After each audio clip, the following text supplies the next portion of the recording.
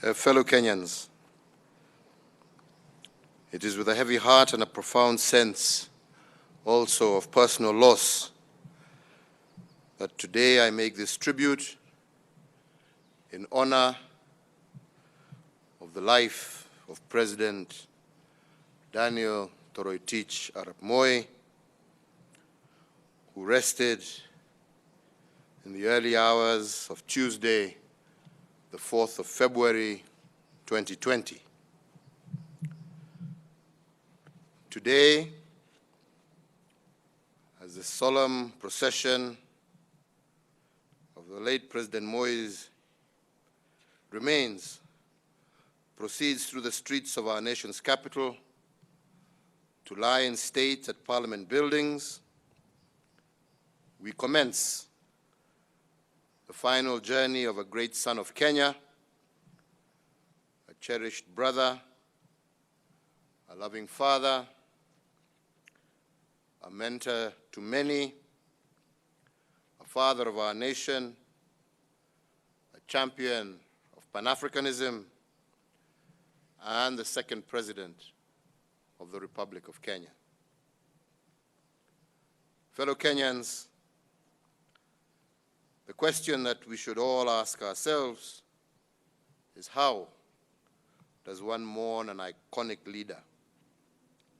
A leader who spent almost his entire life in the service of our nation and whose story of heroism, sacrifice, and service began in the pre-independence era.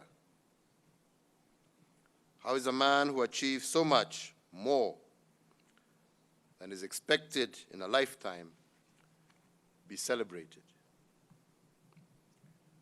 What would be a befitting send-off or a national honor for a man who built Kenya in large by the works of his hands? A man who, together with other iconic leaders, helped shepherd our country out of the shackles of colonial rule and into the freedom and self-determination of our modern independent state. How else can a grateful nation celebrate the life of a man whose calm and steady hand reassured a young nation and her allies during the peaceful transition into the second administration? Fellow Kenyans, the sun has set on a truly extraordinary man, a masterful yet thoughtful leader,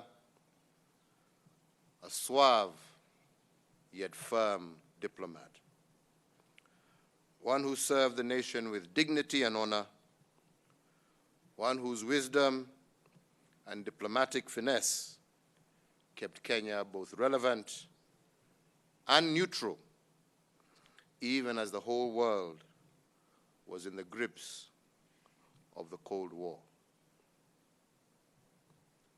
A passing cloud that served with distinction for 24 years, a decisive and courageous commander-in-chief of formidable achievements, who chose well and always put his country first.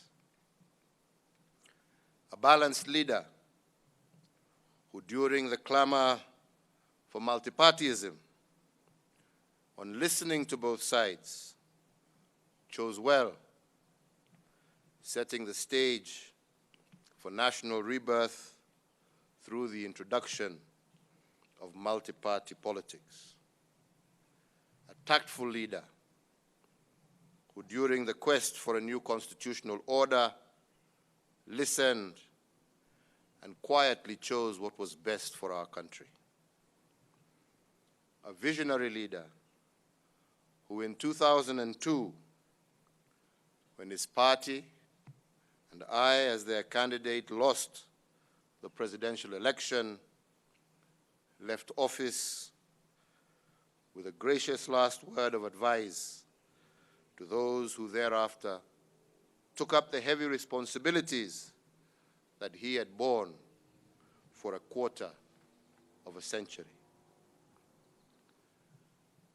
Fellow Kenyans, today we celebrate the life of a patriot who, wherever in Kenya he found himself, he would calm fears and raise the hopes of everyone who heard him. No part of Kenya was strange to him, and nor were her citizens. Deep in his DNA, he understood and prized our culture and national character. To his last day in the office as president, he remained committed and ready to defend Africa and her people. He believed deeply that we had the answers to the questions that troubled our continent. Our nation is not alone in mourning the passing of President Daniel Toroitich arap Moi. The whole of Africa is mourning with us. We continue to receive messages of sympathy and admiration for the life and service of Mzee Moi from around the world. We celebrate the life of a teacher who taught for life and a mentor to many, including myself. One whose ingenuity bequeathed our nation many, many projects. President Moi was a mortal man whose works and legacy will remain immortal. The Republic of Kenya, the community of East Africa, and the great continent of Africa bears his indelible mark, which I am convinced will endure long into the future.